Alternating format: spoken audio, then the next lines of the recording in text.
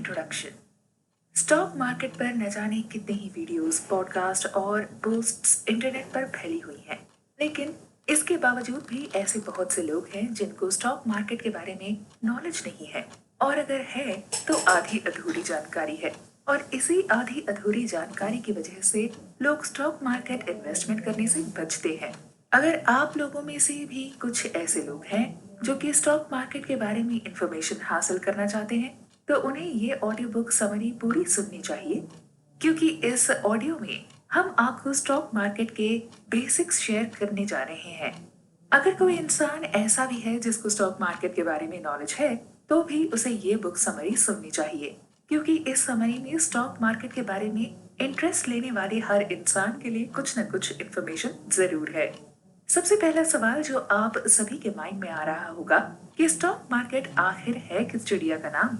तो आपकी इंफॉर्मेशन के लिए बता दें कि स्टॉक मार्केट वो जगह है जहां आप देश की किसी भी बड़ी कंपनी में इन्वेस्ट कर सकते हैं। स्टॉक मार्केट को बहुत से लोग शेयर मार्केट भी कहते हैं। शेयर यानी कि हिस्सा। आइए एक एग्जाम्पल से स्टॉक मार्केट की बेसिक डेफिनेशन को समझते हैं। मान लीजिए किसी बड़ी कंपनी ने 5 लाख शेयर जारी किए, मतलब कंपनी ने अपनी भागीदारी यानी ओनरशिप को 5 लाख पार्ट में डिवाइड कर दिया। ये कंपनी के ओनर के ऊपर डिपेंड करता है कि वो कंपनी के कितने शेयर मार्केट में अवेलेबल कराना चाहता है। अब अगर कोई इंसान उस कंपनी के शेयर खरीदता है, तो वो जितने शेयर खरीदेगा वो कंपनी में उतने हिस्से का मालिक हो जाएगा। जैसे अगर किसी ने कंपनी में 5 लाख में से 1 लाख शेयर खरीद लिए, तो उसका हिस्सा उस कंपनी में 20% हो जाएगा और वो उस 20% हिस्से का मालिक हो जाएगा। आज हम जो बात आपसे कहने जा रहे हैं वो सुनने में तो आपको काफी सिंपल लगेगी, लेकिन अगर उस बात को आप अपने जीवन में लागू कर लेंगे तो आपको सक्सेसफुल होने से कोई नहीं रोक सकता। लोग सोचते हैं कि अमीर बनने के लिए उन्हें बहुत से पापड़ बेलने पड़ेंगे और बहुत हार्ड वर्क करना पड़ेगा, लेकिन आज हम आपको ये बात क्लियर कर दें कि अमीर वही बनता है जो अपने पैसों को बेकार जगह खर्च करना छोड़ देता है। अपनी फाइनेंशियल कंडीशन बेहतर करने के लिए जरूरी है कि आप अपनी उन हैबिट से छुटकारा पालें जिनकी वजह से आपका फालतू खर्चा होता है। आइए जरा एक एग्जाम्पल से इसको समझते हैं। एक इंसान था जो कि 3 साल पहले जब 28 साल के थे और तब उनके ऊपर $30,000 का कर्ज था और उनके पास किसी तरह का एसेट नहीं था। उनकी सेविंग्स थी बस $8,000। लेकिन 3 साल बाद जब वो अपनी फाइनेंशियल कंडीशन को लेकर सीरियस हुए, तो चीजें एकदम से बदलने लगी। अब उनके ऊपर किसी तरह का कोई डेट नहीं था और उनकी इनकम भी 6 डिजिट में है। आखिर इतने कम टाइम में ये सब कैसे पॉसिबल हुआ? जब लोग आपसे पैसे कमाने की बात करते हैं तो आपको कभी ये नहीं बताते कि आप दुनिया में प्रेजेंट सारा पैसा अर्न कर सकते हैं, लेकिन उसके लिए जरूरी है कि आप पैसा फालतू खर्च करना बंद कर दें।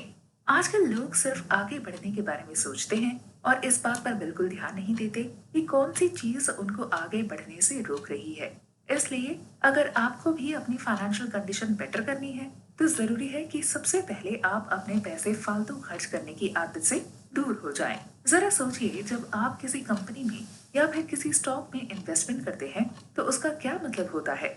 उसका सीधा साधा मतलब यही होता है कि आप कंपनी को अपनी तरफ से पैसे दे रहे हैं, और वो भी बिना किसी इंटरेस्ट के, और आप चाहते हैं कि उस पैसे का यूज करके कंपनी प्रॉफिट कमाए, जिससे कि आपके पैसे की वैल्यू भी आने वाले समय में इंक्रीज हो जाए। लेकिन इन्वेस्टमेंट का सिर्फ यही एक रूल नहीं होता। अगर आप एक अच्छे इन्वेस्टर हैं, तो आप ये सोचेंगे कि आपने जो इन्वेस्टमेंट की है उसकी वजह से कुछ पैसिव इनकम आपकी होती रहे, जिससे आप अपनी लाइफस्टाइल को अपग्रेड कर सके। लाइफस्टाइल इन्वेस्टिंग करने का फैसला जब आप ले लेते हैं, तो आप ये सोचकर आगे बढ़ते हैं कि आपकी लाइफस्टाइल किस तरह की होने वाली है। सबसे पहले आप अपने एक्सपेंसेस को कवर करने की कोशिश करते हैं और अपनी जो लाइफस्टाइल है उसको फाइंड आउट करने की कोशिश करते हैं, और उसके बाद जो आपने इन्वेस्टमेंट की है उसकी हेल्प से आप चाहते हैं कि आप अपनी ड्रीम लाइफस्टाइल जीना शुरू करें। लाइफस्टाइल इन्वेस्टमेंट का मेन मकसद होता ये है कि किस तरह से कोई इन्वेस्टर अपनी ड्रीम लाइफस्टाइल तक पहुंच सके, और इस चीज तक पहुंचने के लिए आपको बहुत ज्यादा मेहनत करनी पड़ती है और आपको बहुत सारे प्रोसेस से होकर गुजरना पड़ता है। अपना ड्रीम हासिल कर पाना किसी के लिए भी आसान काम नहीं होता है। इसके लिए लोगों को काफी स्ट्रगल भी करना पड़ता है। तो मैनेज करना इंसान के लिए बहुत ज्यादा जरूरी है। दुनिया भर में ज्यादातर लोग 60 से 70 की एज तक वर्क करते हैं। लोगों को लगता है कि इतनी एज तक काम करना नॉर्मल है, और कुछ लोग रिटायरमेंट के बाद की लाइफ के बारे में भी सोचकर डर जाते हैं और ज्यादा एज तक काम करते रहते हैं। कभी कभी ऐसा होता है कि हम शौक शौक में कुछ ज्यादा ही लग्जरी लाइफस्टाइल एंजॉय करने लगते हैं, जिसकी वजह से हमें ज्यादा खर्च करना पड़ता है। लेकिन आज जो हम आपको एडवाइस देने जा रहे हैं, उसकी हेल्प से आज आप ये जानेंगे कि किस तरह से आप अपनी लाइफ से फालतू का खर्च हटाकर सिर्फ इम्पोर्टेंट चीजों पर कंसंट्रेट करके अपनी लाइफस्टाइल को आसान बना सकते हैं। अपने कंफर्ट जोन से बाहर निकलकर हम सभी अपनी लाइफ को बदल सकते हैं। क्या अभी जिस तरह से आपकी लाइफ चल रही है, उससे आप पूरी तरह से सेटिस्फाइड है? क्या आप अपनी जॉब से संतुष्ट है? अगर इन दोनों सवालों के लिए आपका जवाब हाँ है, तो फिर तो आपकी लाइफ में शायद ही कोई प्रॉब्लम हो। लेकिन अगर आपका जवाब ना है, तो आपको परेशान होने की जरूरत नहीं है, क्योंकि इस दुनिया में ऐसे बहुत से लोग हैं जो सेम आपकी जैसी प्रॉब्लम के साथ लाइफ जी रहे हैं। इम्पोर्टेंट बात यह है कि आप सब अपनी लाइफ में चेंज ला सकते हैं। हालांकि ये इतना आसान नहीं होने वाला है, क्योंकि लाइफस्टाइल में चेंज लाने में काफी टाइम लगता है और काफी हार्ड वर्क करना पड़ता है। हम सभी लोग अपनी लाइफ के 20 से 30 साल फालतू चीजें जैसे कि ड्रिंकिंग, ओवर स्पेंडिंग में खर्च कर देते हैं, और बाद में हमें अपनी गलतियां का एहसास होता है। लेकिन हम आपको बता दें कि अभी भी आप इन सभी चीजों को चेंज कर सकते हैं। बस आपको अपना थोड़ा टाइम इन्वेस्ट करना होगा। अब सबसे बड़ा सवाल ये कि आप स्टार्ट कैसे करेंगे। आपने एक बॉलीवुड सॉन्ग तो सुना ही होगा, जिसके लिरिक्स है, थोड़ा थोड़ा थोड़ा थोड़ा करके बहुत दूर जाना है। बिल्कुल इसी तरह इस प्रोसेस पे भी आपको धीरे धीरे स्टार्ट करना है। सबसे पहला स्टेप आपको ये लेना है कि आपको अपने कंफर्ट जोन से बाहर निकलना है। कंफर्ट जोन मतलब आपको अपना डेली बोरिंग रूटीन छोड़ना होगा। सच्चाई तो ये है, दुनिया में ज्यादातर लोग अपनी पूरी लाइफ कंफर्ट जोन में ही स्पेंड कर देते हैं। ये वही लोग होते हैं जो अपने ओल्ड ड्रीम्स को भूल चुके होते हैं या फिर गिव अप कर चुके होते हैं। उन लोगों में इस बात की बिल्कुल होप नहीं होती कि अब वो लोग अपनी लाइफ में कुछ शानदार काम कर सकते हैं। बेंजामिन फ्रैंकलिन ने कहा था कि ज्यादातर लोग 25 साल की एज में ही मर जाते हैं, बस हम सभी उनको 70 साल तक दफनाते नहीं हैं। ये कहावत उन्होंने ऐसे लोगों के लिए कही थी जो कि अपनी लाइफ कंफर्ट जोन में बिताते हैं। आज ही आपको ये समझना होगा कि आपको ये जो लाइफ मिली है, उसको किसी प्रोडक्टिव काम करने में इन्वेस्ट करिए।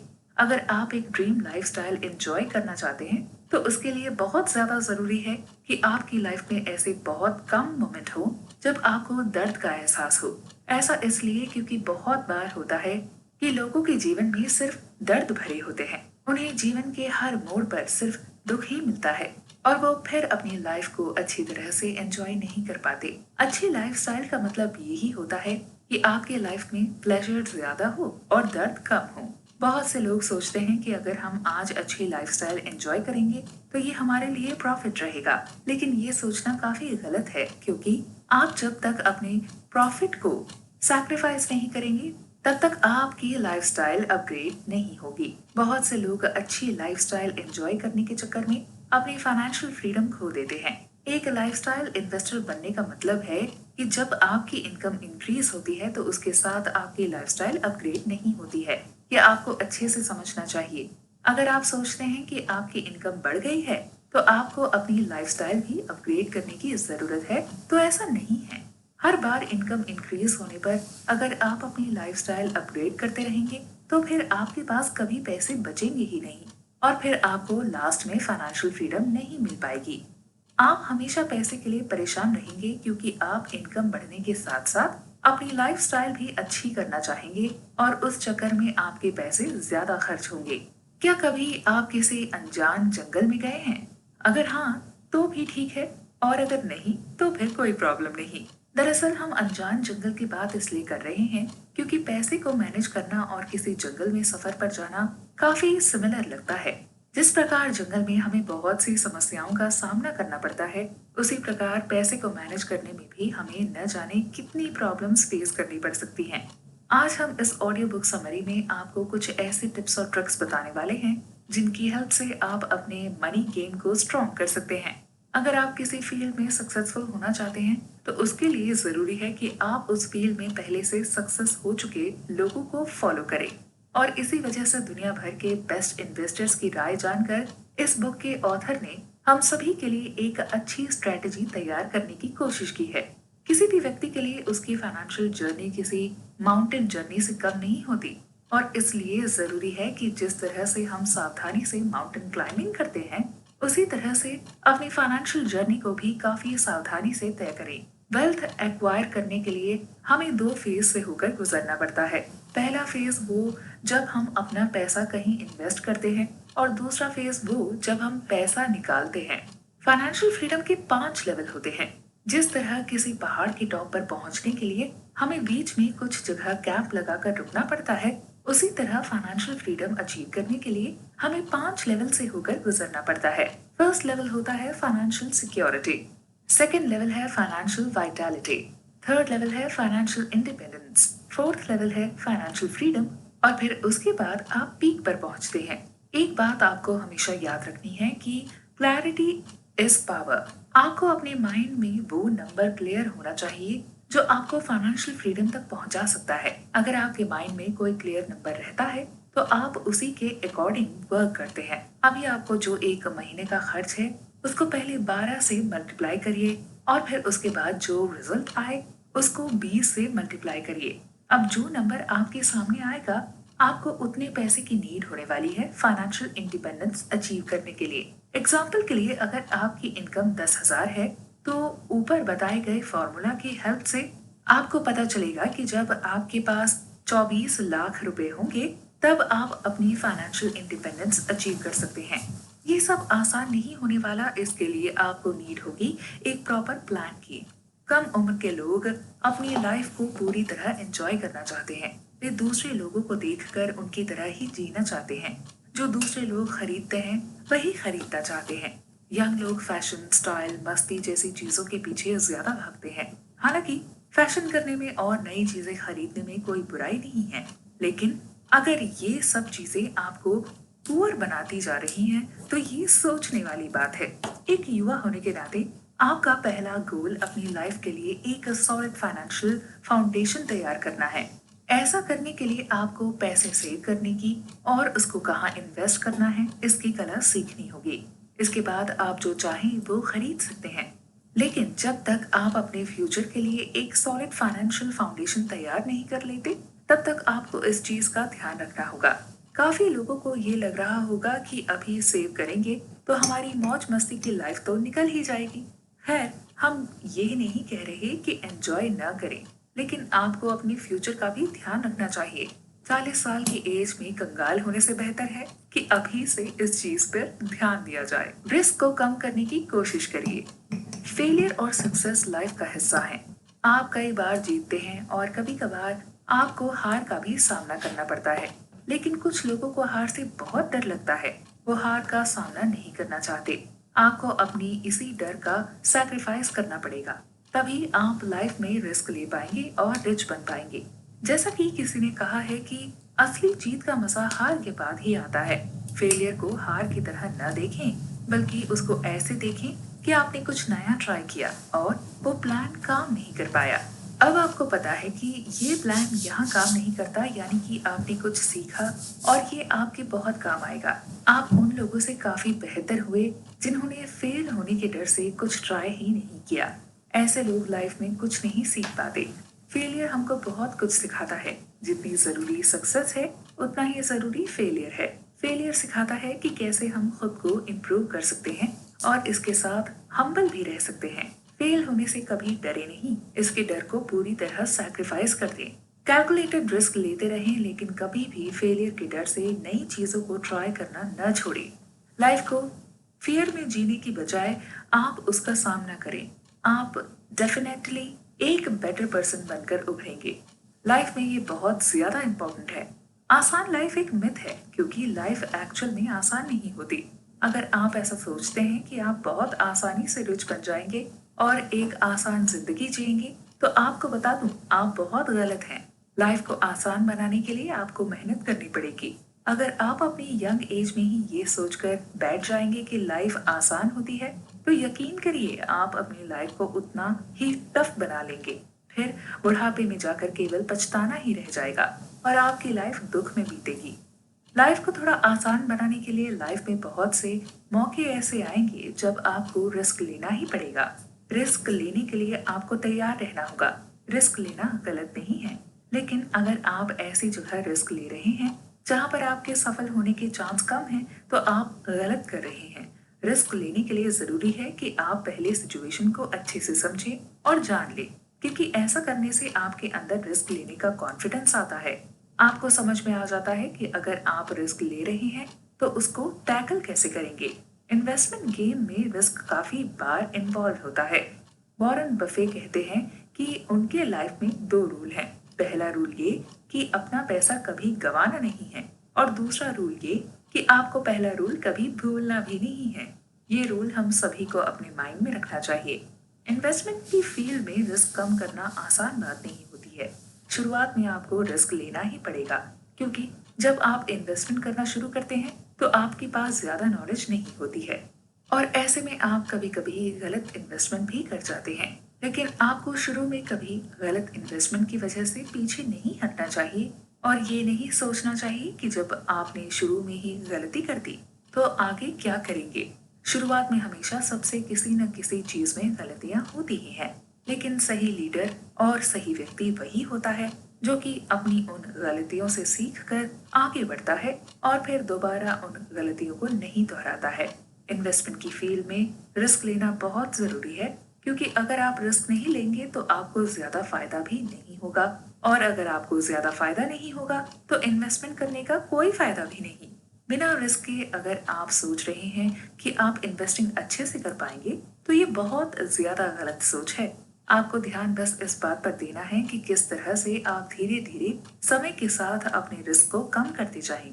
जैसे आप इन्वेस्टमेंट की फील्ड में आगे बढ़ें, आपको चीजें सीखने को मिलेंगी, और तब आपको एहसास होगा कि किस तरह से आप अपने रिस्क को इस तरह से मैनेज कर सकते हैं कि आपका लॉस कम हो और प्रॉफिट ज्यादा हो। अगर आपको रिस्क लेना भी है तो सारी चीजों को एनालाइज करके उसके बाद ही किसी प्रोडक्ट में या फिर किसी कंपनी में इन्वेस्टमेंट करिए, क्योंकि जब आप चीजों को एनालाइज करते हैं और समझ के अपना पैसा इन्वेस्ट करते हैं तो आपका रिस्क काफी कम हो जाता है। अगर आप इन्वेस्टमेंट की फील्ड में अपना पैसा खोते हैं तो आपको उस लॉस को रिप्लेस करने के लिए आपको डबल मेहनत करने की जरूरत पड़ेगी, और इसके साथ साथ आपके हाथ से वो मौका भी चला जाता है कि आप जिस पैसे को खो चुके हैं उसकी वजह से आज दोबारा से अर्निंग शुरू कर सके। बहुत से लोग बेफालतू की चीजों को खरीदने में अपना पैसा बर्बाद करते हैं। अगर आपका काम उन्हीं पुरानी चीजों से चल पा रहा है तो उसके लिए नई चीजें खरीदने की कोई जरूरत नहीं है। कुछ भी तभी खरीदना चाहिए जब उसकी वाकई जरूरत हो या आपको बिजनेस में काम आ रहा हो। फॉर एग्जाम्पल, अगर आपके पास अपना पुराना फोन है और वो सही से काम कर रहा है तो उसको नए फोन से बदलने की कोई जरूरत नहीं है। बहुत से लोग नए नए फोन, टीवी, गाड़ी, कपड़ों, घड़ियों आदि पर बेवजह पैसा खर्च करते हैं। यही पैसा आप किसी इन्वेस्टमेंट में लगा सकते हैं जो कि आपको फ्यूचर में बहुत अच्छे रिटर्न्स देगा। आप उन लोगों से कहीं आगे होंगे जो बेवजह चीजों पर पैसे खर्च करते हैं। ऑथर कहते हैं कि रिच लोग लग्जरी की चीजें हमेशा बाद में खरीदते हैं, और पुअर लोग लग्जरी की चीजें पहले खरीदते हैं।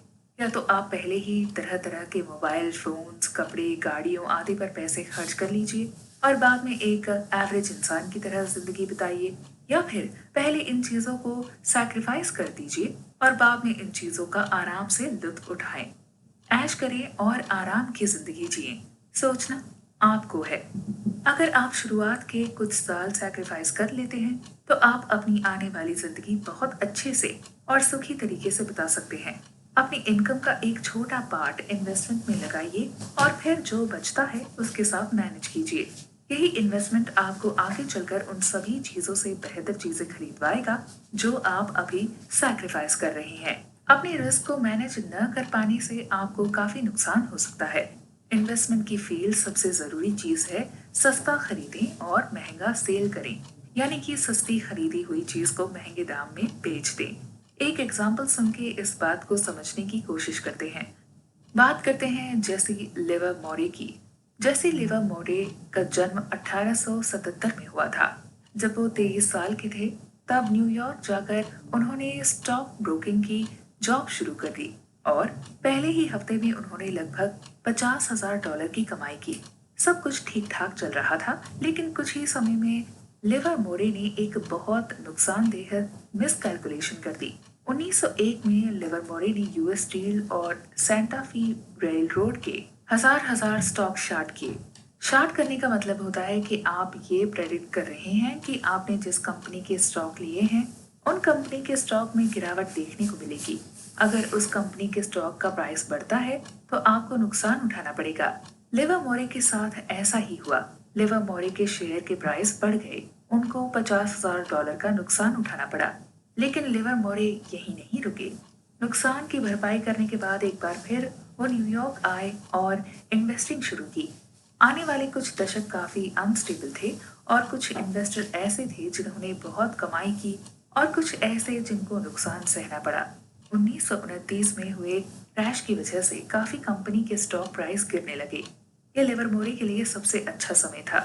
उस समय उन्होंने जो स्टॉक खरीदे थे, आज उसकी कीमत $1.4 बिलियन के करीब है। उस समय लिवरमोरे दुनिया के सबसे अमीर व्यक्तियों में से एक थे। लेकिन 1932 में जब स्टॉक मार्केट ने अपना सबसे खराब समय देखा, तो लोगों को उम्मीद थी कि आने वाले समय में स्टॉक के प्राइस बढ़ेंगे। लेकिन लोगों ने जितनी उम्मीद की थी, स्टॉक मार्केट में उससे बहुत ज्यादा उछाल देखने को मिली।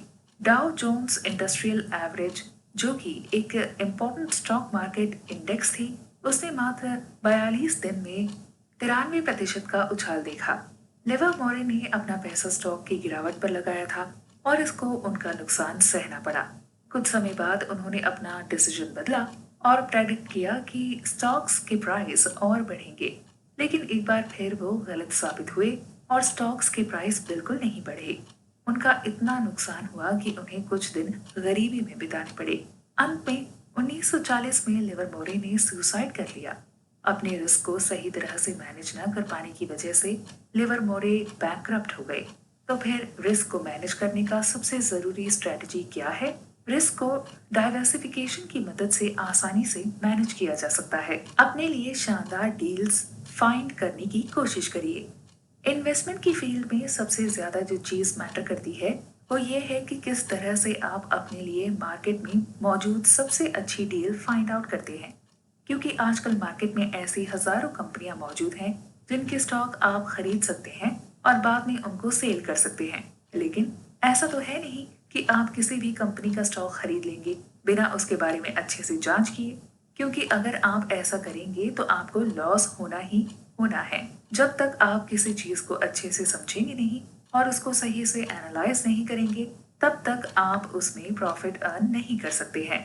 अपने लिए अच्छी डील फाइंड आउट करने का मतलब ये है कि आप पहले ये सोच विचार करें कि आपके पास कितना पैसा मौजूद है जिसको कि आप इन्वेस्ट करना चाहते हैं, और उसके बाद ये भी आपको सोचना बहुत जरूरी है कि कितने समय के लिए आप उस पैसे को इन्वेस्ट करना चाहते हैं, क्योंकि इन दोनों चीजों के ऊपर ही डिपेंड करेगा कि आप आने वाले समय में अपने इन्वेस्टमेंट की हेल्प से कितना ज्यादा प्रॉफिट कमा पाएंगे। अभी अगर आप मार्केट में अपने लिए स्टॉक खरीदने जाएंगे तो आपको हजारों ऑप्शन मिल जाएंगे, लेकिन आपको उन हजारों ऑप्शन में से एक बेस्ट ऑप्शन अपने लिए सेलेक्ट करना है। और बेस्ट ऑप्शन सेलेक्ट करना इतना आसान काम नहीं है। आप बहुत बार कंफ्यूज हो जाएंगे क्योंकि आपके सामने इतने सारे कंपनी के स्टॉक मौजूद होंगे कि आपको समझ में ही नहीं आएगा कि कौन से स्टॉक्स आपके लिए बेहतर साबित हो सकते हैं और कौन से आपके लिए खराब साबित हो सकते हैं। इन्वेस्टर्स की बात करें तो जितने भी बड़े बड़े इन्वेस्टर इस दुनिया में आए हैं, उन सब ने अपने करियर की स्टार्टिंग में सिर्फ एक ही चीज पर फोकस किया है कि वो किस तरह से अपने लिए अच्छी डील फाइंड आउट कर सकते हैं। आप जब भी किसी सक्सेसफुल इन्वेस्टर से बात करेंगे तो वो आपसे यही कहेगा कि अगर आप इन्वेस्टमेंट स्टार्ट करने जा रहे हैं तो शुरुआत में आपके लिए ये बहुत जरूरी हो जाता है कि आप अपने लिए अच्छी डील फाइंड आउट करें, क्योंकि अगर शुरुआत में किसी व्यक्ति को इन्वेस्टमेंट की फील्ड में लॉस होता है तो फिर उसका कॉन्फिडेंस गिर जाता है और फिर उसे लगता है कि इन्वेस्टिंग उसके लिए नहीं बनी है और ऐसे में वो इन्वेस्टमेंट की फील्ड को छोड़कर चला जाता है। लॉस के बाद कहीं से वापस मुड़ जाना अच्छी बात नहीं होती है।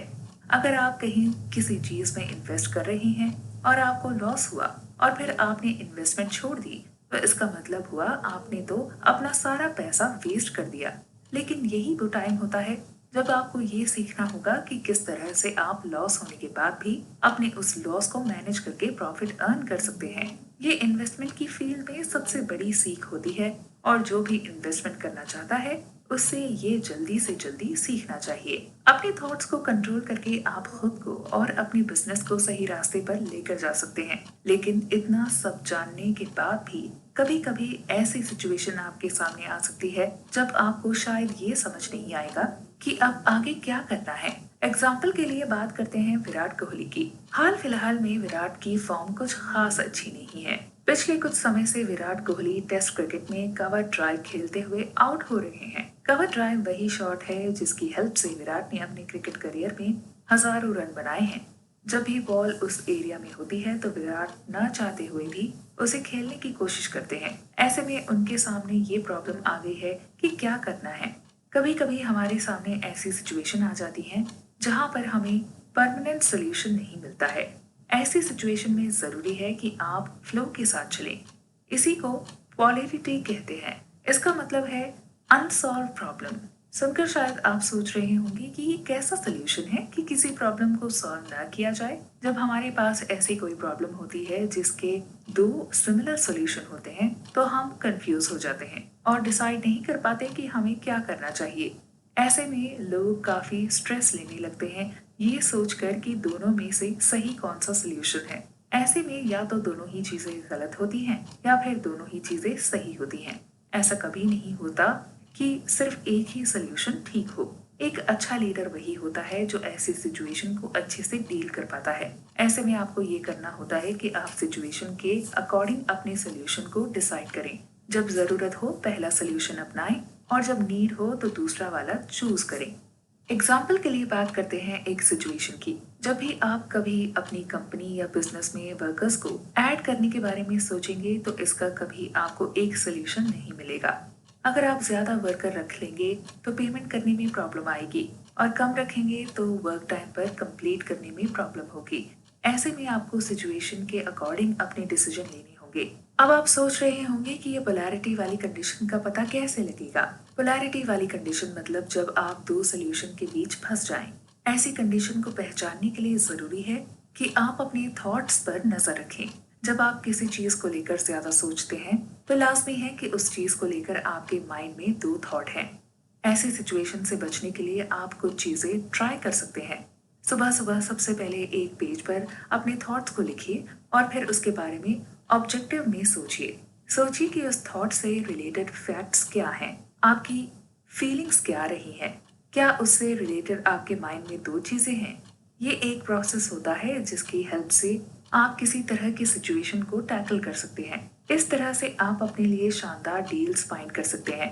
इन्वेस्टमेंट की फील्ड में ये चीज काफी मैटर करती है कि आप किस तरह की डील्स में अपना पैसा इन्वेस्ट कर रहे हैं। अगर आप अच्छी जगह पैसा इन्वेस्ट करेंगे तो आपको अच्छे रिटर्न्स मिलेंगे और अगर आप गलत डील में पैसा इन्वेस्ट करेंगे तो लाजमी है आपको नुकसान सहना ही पड़ेगा। बढ़िया डील फाइंड करने के लिए जरूरी है कि आप दो प्रिंसिपल्स को फॉलो करें। सबसे पहले उन चीजों पर फोकस करिए जो कि मार्केट में इमर्ज कर रही हैं, यानी कि उन चीजों में इन्वेस्ट करने की कोशिश करिए जो कि आपको लगता है कि आने वाले टाइम में अच्छा ग्रोथ करने वाली है। अपने बेसिक प्रिंसिपल्स को हमेशा ध्यान में रखिए। अब जो हम आपको बताने जा रहे हैं वो सबसे इम्पोर्टेंट चीज है इन्वेस्टमेंट की फील्ड में। ये चीज बहुत ज्यादा मैटर करती है कि कितनी जल्दी आप जो अमाउंट स्पेंड कर रहे हैं वो वापस पा लेते हैं। जब भी आप कहीं पर इन्वेस्टमेंट करते हैं तो आपका मेन उद्देश्य यही होता है कि किस तरह से आप उस इन्वेस्टमेंट से प्रॉफिट कमा सकें। लेकिन आपको जो सबसे जरूरी चीज है उस पर फोकस करना चाहिए। बहुत सारे सफल इन्वेस्टर से बात करने के बाद ये बात सामने आई है कि इन्वेस्टमेंट की फील्ड में जो सबसे इम्पोर्टेंट चीज है वो ये होती है कि कितनी जल्दी आप अपना लगाया हुआ पैसा वापस पा लेते हैं। जैसे कि मान लीजिए आपने कहीं पर इन्वेस्टमेंट शुरू करी और उस कंपनी के स्टॉक में आपने 1 लाख रुपए इन्वेस्ट किए तो आपके लिए सबसे पहला और सबसे बेस्ट टारगेट यही होना चाहिए कि कितनी जल्दी आप उस कंपनी के स्टॉक के प्रॉफिट की हेल्प से अपना 1 लाख रुपए वापस अपने पास ले आ पाते हैं। क्योंकि अपना प्रिंसिपल अमाउंट वापस पाना आसान काम नहीं होता। प्रॉफिट की बात तो बाद में आती है, लेकिन सबसे इम्पोर्टेंट चीज होती है कि जो पैसा आपने लगाया है वो पैसा आप कितने समय में वापस पा रहे हैं। आप जितनी जल्दी अपना लगाया हुआ पैसा वापस पा लेते हैं, उतने ही ज्यादा चांसेस होते हैं कि आप उस इन्वेस्टमेंट में प्रॉफिट भी कमा सकें। कोई भी व्यक्ति जो कि इन्वेस्टमेंट की फील्ड में अपना कदम रखने जा रहे हैं, उसके लिए सबसे इम्पोर्टेंट और सबसे ज़रूरी चीज़ जो कि फोकस करने वाली है वो ये है कि वो जितना पैसा लेकर इन्वेस्टमेंट की फील्ड में जा रहा है, उतने पैसे को पहले वो इन्वेस्ट करे और उतना पैसा जल्द से जल्द रिटर्न में प्राप्त कर ले। लेकिन उसके बाद भी उसके पास ये मौका रहे कि जो प्रॉफिट कंपनी को उसके लगाए हुए पैसों की वजह से हो रहा है, उसमें से भी उसका कुछ हिस्सा बने। लोग कई बार ये सोचते हैं कि उनका मेन उद्देश्य इन्वेस्टमेंट से प्रॉफिट कमाना है और ऐसे में वो अपना प्रिंसिपल अमाउंट काफी समय तक के लिए इन्वेस्ट रखते हैं। लेकिन कभी कभी फ्यूचर में ऐसी सिचुएशन आती है कि उन्होंने जो स्टॉक खरीद रखा है वो लॉस में चला जाता है और उसकी वजह से उनको प्रिंसिपल अमाउंट में भी कुछ लॉस सहना पड़ जाता है। तो आपको ऐसे मोमेंट का वेट करना है कि जब आपको लगे कि आपका प्रिंसिपल अमाउंट आप वापस अपने पास ले सकते हैं और उसके बाद भी आप उस स्टॉक में प्रॉफिट कमा सकते हैं। और ऐसे सिचुएशन जब आपको लगे तभी आप अपना प्रिंसिपल अमाउंट निकाल दीजिए। लोगों को जब कोई चीज मुश्किल लग रही होती है तो वो बड़ी आसानी से उसको गिव अप कर देते हैं। वे तुरंत ही कुछ और ट्राई करना शुरू कर देते हैं। ऐसा हो सकता है कि आप जो कर रहे हैं वो आपको पसंद ना हो, लेकिन किसी चीज पर गिव अप कर देना आपकी सबसे बड़ी गलती हो सकती है। कठिन समय को फेस करने के बाद ही हम खुद को बेहतर और मजबूत बना सकते हैं। जब चीजें थोड़ा मुश्किल होना शुरू हो जाएं, तो एकदम से आसान रास्ता ना अपनाएं, बल्कि अपने आप को थोड़ा और पुश करें। जब आप उस चीज को करने में कामयाब होंगे तो आपको अलग ही सेटिस्फैक्शन मिलेगी और आपका कॉन्फिडेंस भी बढ़ेगा। इसलिए आसानी से गिव अप ना करें और खुद को आगे पुश करते रहें। जब लोग किसी के बारे में पढ़ते या सुनते हैं कि उसने स्टॉक मार्केट में इन्वेस्ट करके केवल कुछ ही टाइम में लाखों रुपए कमा लिए, तो उनका भी मन ललचाता है और वो भी बिना सोचे समझे इन्वेस्ट करने को रेडी हो जाते हैं। इसमें कोई दो राय नहीं है कि इन्वेस्टिंग से आप अच्छे रिटर्न्स ले सकते हैं, पर ये इतना आसान काम भी नहीं है कि आप कहीं भी मार्केट में पैसा लगा दें। कभी कभी इससे आपको भारी नुकसान भी हो सकता है। तो कहीं भी इन्वेस्टमेंट करने से पहले आप अच्छे से उस बारे में रिसर्च कर लें। आप चाहें तो इस फील्ड में जो एक्सपर्ट हैं उनकी सलाह भी ले सकते हैं, पर इसके बाद भी आपको अपनी रिसर्च जरूर करनी चाहिए। स्टॉक मार्केट या रियल एस्टेट में इन्वेस्ट करने के लिए पहले उससे रिलेटेड अच्छी बुक्स पढ़ें। आपको कम से कम 8 से 10 बुक्स इस बारे में जरूर पढ़नी चाहिए। जब तक आपको इसके बारे में पूरी नॉलेज ना हो जाए तब तक इन्वेस्टमेंट ना करें।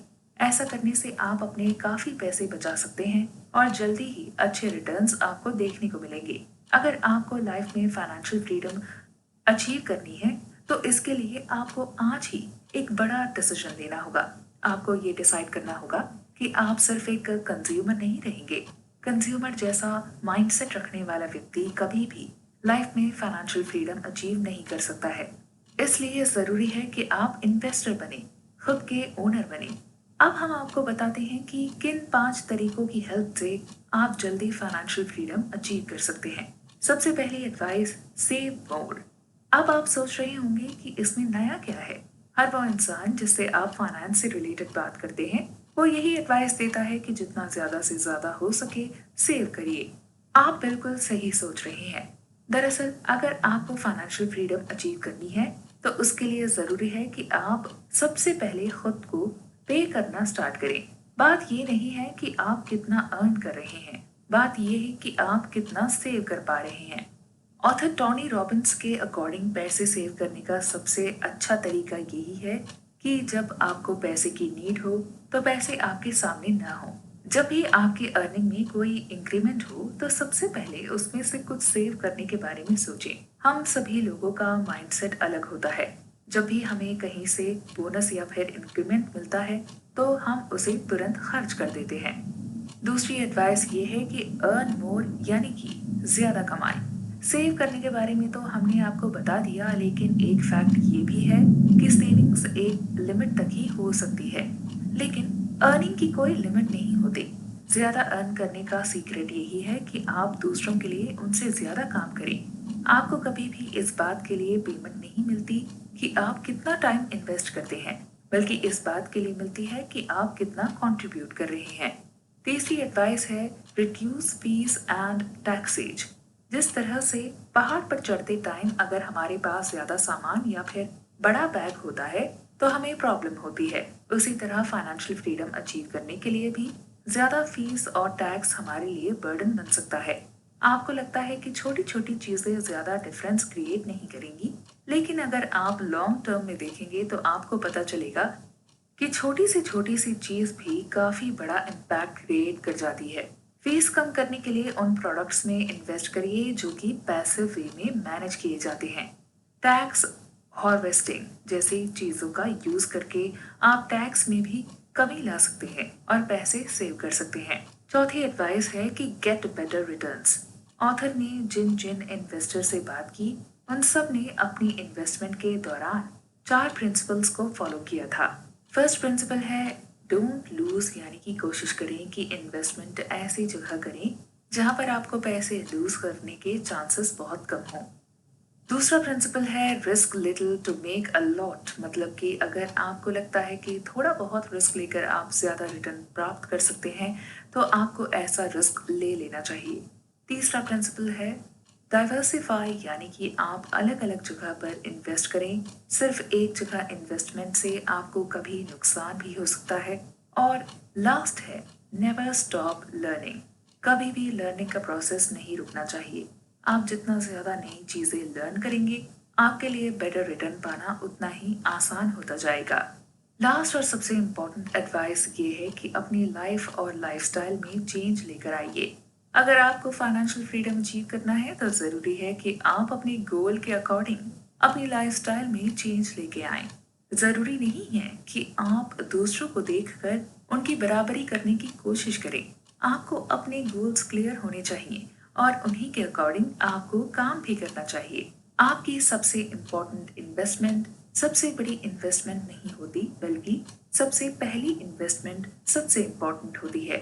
इस दुनिया में कोई भी इंसान जो अपनी लाइफ में कोई चीज पहली बार करता है तो वो चीज उसके लिए बहुत ज्यादा स्पेशल होती है। वो इंसान अपने उस मोमेंट को एंजॉय करना चाहता है और साथ में ये भी उसका मन होता है कि उसमें उसको सफलता ही मिले। ऐसा इसलिए क्योंकि हम सभी का मानना है कि जब शुरुआत में हमें किसी फील्ड में सक्सेस मिल जाती है तो फिर आगे का रास्ता हमारे लिए आसान हो जाता है। इन्वेस्टमेंट की फील्ड में भी बिल्कुल इसी तरह का काम होता है। अभी हमने आपको ये बताया कि किस तरह से आप अपनी शुरुआत में इन्वेस्टमेंट के लॉस को मैनेज कर सकते हैं और उससे सीख लेकर आगे बढ़ सकते हैं। लेकिन आपके लिए ये जानना भी बहुत जरूरी है कि जो आपकी पहली इन्वेस्टमेंट होती है वो बहुत ज्यादा स्पेशल होती है। और अगर आप इन्वेस्टमेंट करने जा रहे हैं तो ये बहुत ज्यादा जरूरी है कि आप अच्छे से रिसर्च कर लें और उसके बाद ही इन्वेस्टमेंट करें, क्योंकि आपकी पहली इन्वेस्टमेंट का इम्पैक्ट आपके इन्वेस्टिंग करियर पर बहुत ज्यादा पड़ता है। पहली इन्वेस्टमेंट के रिजल्ट से ही कई लोगों के लिए ये डिसाइड हो जाता है कि इन्वेस्टमेंट की फील्ड में वो आगे काम करेंगे या नहीं। पहली इन्वेस्टमेंट हो जाती है वो बहुत ज्यादा अमाउंट के साथ नहीं करनी चाहिए, क्योंकि शुरू शुरू में हमें नॉलेज कम होती है और इन्वेस्टमेंट के फील्ड में जानकारी भी हमारे पास बहुत कम होती है और ऐसे में हमारे लॉस के चांस बहुत ज्यादा होते हैं। इसलिए ये बहुत जरूरी है कि शुरुआत में अगर हम इन्वेस्टमेंट करने जा रहे हैं तो बहुत ज्यादा पैसे के साथ शुरू ना करें। पहले थोड़ा थोड़ा करके इन्वेस्ट करिए और ये फाइंड आउट करने की कोशिश करिए कि किस तरह से स्टॉक्स आपको प्रॉफिट प्रोवाइड कर रहे हैं और किस तरह के स्टॉक्स में इन्वेस्ट करने की वजह से आपको नुकसान हो रहा है। जब आप इन चीजों को एनालाइज करेंगे और अच्छे से इस पर रिसर्च करेंगे तब आप इस काबिल बन जाएंगे कि आप ज्यादा पैसा इन्वेस्ट कर सकें, क्योंकि बिना रिसर्च के और बिना एक्सपीरियंस के अगर आप किसी भी फील्ड में उतरते हैं तो वो आपके लिए नुकसानदायक ही होने वाली है। आप अपने बचपन के बारे में सोचिए, जब आपको पहली बार अपने पेरेंट्स के द्वारा साइकिल दिलाई गई तो आप जरा सोचिए कि उस टाइम आप कितने ज्यादा खुश हुए होंगे। या फिर जरा उस समय के बारे में सोचिए जब आपको पहली बार आपके पेरेंट्स ने वीडियो गेम दिलाया होगा, तब आपकी खुशी किस तरह से होगी। उसी तरह का एक्साइटमेंट तब होता है जब इंसान इन्वेस्टमेंट की फील्ड में अपना करियर स्टार्ट करने जा रहा होता है। ना सिर्फ इन्वेस्टमेंट की फील्ड में बल्कि किसी भी फील्ड में अगर आप अपना करियर स्टार्ट करने जा रहे हैं तो आपके अंदर एक अलग तरह की एक्साइटमेंट होती है और एक अलग तरह का उत्साह होता है। आप चाहते हैं कि आप जिस फील्ड में काम करने जा रहे हैं उस फील्ड में आपको शुरुआत में तो सक्सेस मिले ही, क्योंकि शुरुआती सक्सेस मिलने से आपके अंदर एक कॉन्फिडेंस आता है और आगे बढ़ने की एनर्जी भी जनरेट होती है। अगर इन्वेस्टमेंट में आपको शुरू करने में फायदा होता है तो उससे आपके अंदर जो कॉन्फिडेंस डेवलप होता है वो कॉन्फिडेंस आपको अपने लिए अच्छे स्टॉक और अपने लिए अच्छी डील फाइंड आउट करने में हेल्प करता है। इन्वेस्टर्स में जो क्वालिटी होती है वो शीप या कि भेड़ से मिलती जुलती है। इन्वेस्टर्स झुंड यानी कि ग्रुप में रहना प्रेफर करते हैं। ऐसे बहुत कम इन्वेस्टर्स होते हैं जिनको टीम को लीड करना पसंद होता है। मतलब ये कि ज्यादातर इन्वेस्टर ये नहीं चाहते कि वो किसी स्टार्टअप के लिए पहले इन्वेस्टर वो बने। वो किसी ऐसे स्टार्टअप में इन्वेस्ट करना चाहते हैं जहां पर पहले से कुछ लोगों ने इन्वेस्ट कर रखा हो। अगर आप पहली बार किसी बिजनेस को शुरू करने जा रहे हैं तो आपके लिए पहला इन्वेस्टर फाइंड करना मुश्किल हो सकता है, क्योंकि अगर पहले से आपके बिजनेस में किसी ने इन्वेस्ट नहीं किया होगा तो पोटेंशियल इन्वेस्टर्स भी पीछे हट जाएंगे। और अगर आपके पास पहले से कुछ इन्वेस्टर अवेलेबल होंगे तो पोटेंशियल इन्वेस्टर भी आपके साथ आएंगे और आपके बिजनेस पर ट्रस्ट करेंगे। वैसे आप अपनी पहली इन्वेस्टमेंट के लिए कुछ खास स्ट्रेटेजी फॉलो कर सकते हैं। सबसे पहली चीज जिससे आप पोटेंशियल इन्वेस्टर्स को अट्रैक्ट कर सकते हैं वो ये कि आप खुद अपने पहले इन्वेस्टर बने या फिर आप खुद कम सैलरी पर वर्क करना स्टार्ट करें। इससे इन्वेस्टर्स को लगेगा कि आप अपने बिजनेस को लेकर काफी सीरियस हैं। इसके बाद आप अपनी फैमिली और फ्रेंड्स से कांटेक्ट कर सकते हैं। हो सकता है उनमें से कुछ लोग छोटी इन्वेस्टमेंट कर दें।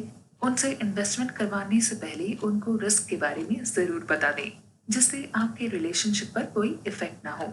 और अगर कोई ऐसा इन्वेस्टर है जो कि पहली बार इन्वेस्टर बनने के लिए रेडी है लेकिन पैसा इन्वेस्ट करने में थोड़ा अनकंफर्टेबल है तो आप उसको ये यकीन दिला सकते हैं कि उसी की तरह आप और भी इन्वेस्टर लेकर आएंगे। ऐसा करने से उसे अकेले फील नहीं होगा। जब भी आप किसी इन्वेस्टर से बात करने जाएं, उनको यही बोलें कि आपका पहला इन्वेस्टर इन्वेस्टमेंट का चेक लेकर आपके साथ खड़ा है। किसी भी स्टार्टअप के लिए पहला इन्वेस्टर फाइंड करना काफी बड़ी अचीवमेंट होती है। इससे फाउंडर के अंदर कॉन्फिडेंस डेवलप होता है।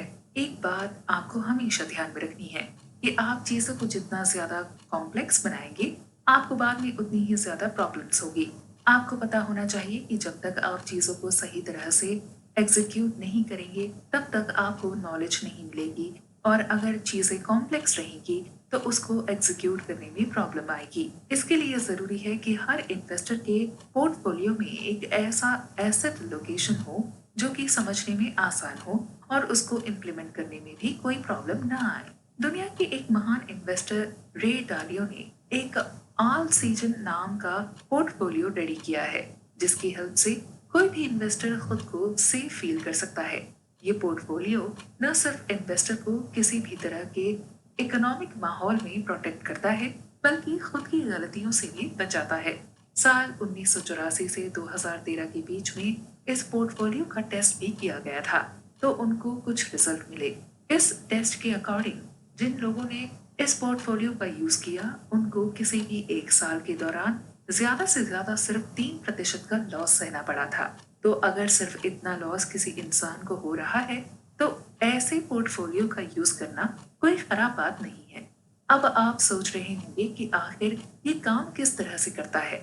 आइए इसके पीछे का लॉजिक जानने की कोशिश करते हैं। ऑथर के अकॉर्डिंग इकोनॉमिक ग्रोथ और महंगाई को कंसिडर करके चार अलग अलग तरह के इकोनॉमिक क्लाइमेट होते हैं। हर कंडीशन में अलग अलग तरह के एसेट अलग अलग तरह से परफॉर्म करते हैं।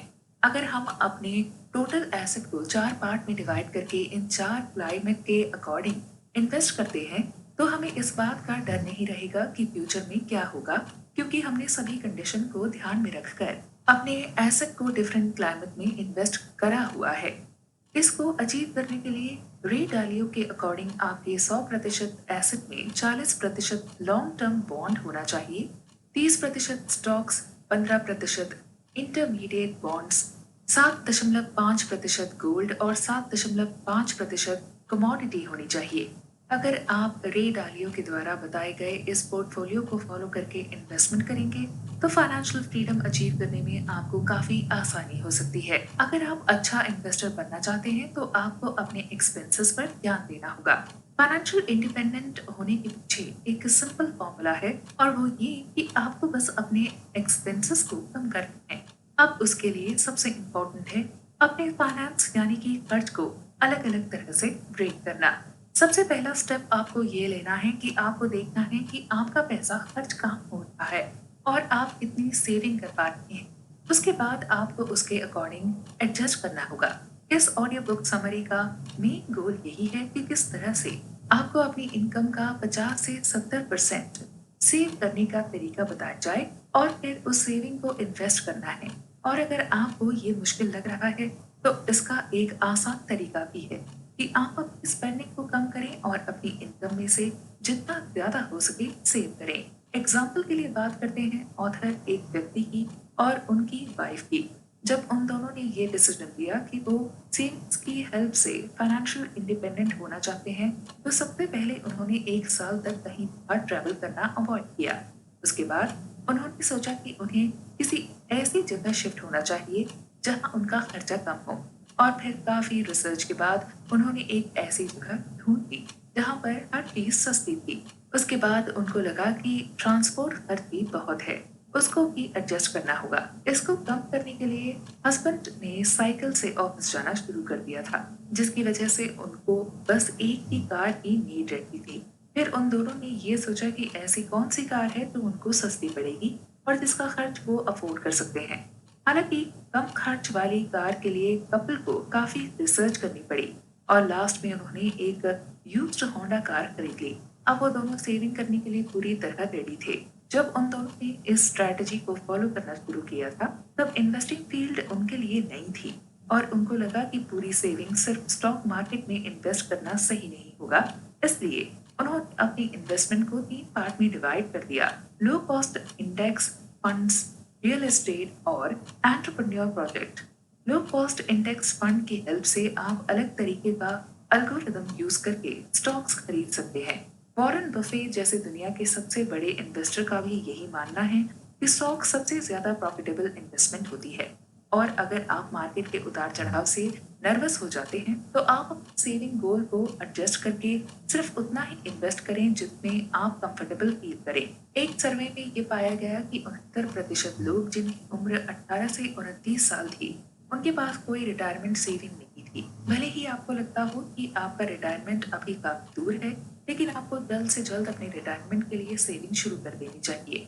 आपको केवल अपने रिटायरमेंट के लिए ही सेविंग नहीं करनी चाहिए, साथ ही इन्वेस्टमेंट और इमरजेंसी के लिए भी सेविंग करनी चाहिए।